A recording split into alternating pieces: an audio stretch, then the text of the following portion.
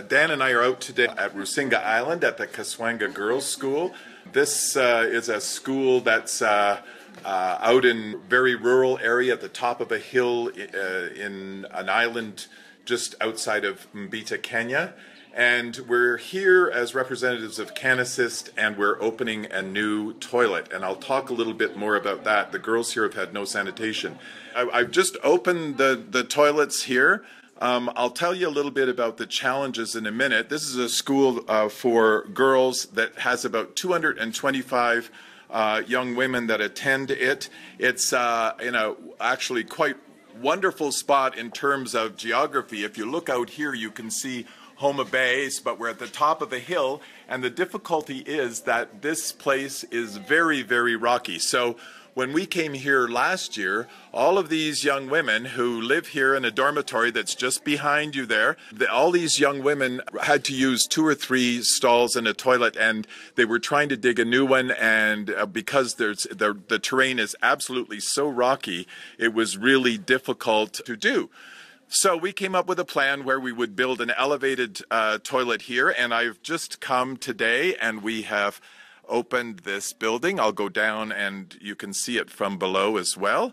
And these are all the girls that are going to benefit from this brand new toilet, and they've been waiting for me to cut the ribbon so they could use it. It's all clean and fresh, and today's the first day. Behind us is the dormitory. Now this dormitory building actually houses 160 of these girls. They've got another temporary one that they're going to be building. You can see that we had actually given them a couple of water tanks, but it's been so dry here that the water is definitely a problem. And so this is the building, and these are the girls that are going to use it. I told them they look so nice and they're blue and white, and they match the building. In order to do this from an engineering standpoint, we had to build a septic area above ground and then a ramp that went out, and so the toilet area is at the top, and the bottom part is a septic area that can be emptied when required, and behind it is an area where we're going to have hand washing. Vivian, where are you? Okay, Vivian, do you want to just talk about this a little bit? Yeah. My name is Vivian Asheng, and I represent the school's body council. Today we are really excited because we have officially opened the new latrines. We've really been waiting for so long to use them, and today we are really so excited. Well, the thanks goes to the CanAssist group, and we really thank them. So I will wish for the girls to say a very big thank you to the CanAssist group. Thank you. A very big thank you. Thank you. Yeah. This is just another effort that CanAssist has made to help with water and sanitation in East Africa.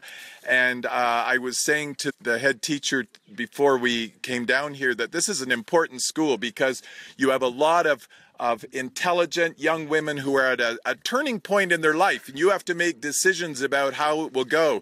So your education is really important to you, and you learn things like mathematics and English and Swahili, but you also learn about life and about managing and about making good decisions in your life. So I think that having an education for young women like this is really important. So CanAssist is really proud to be part of that. This is the dormitory here that these girls sleep in. There are 160 in this stone building and another, say, 40 over here. They're all going to get some water. Break time. I'm going to show you their washing area.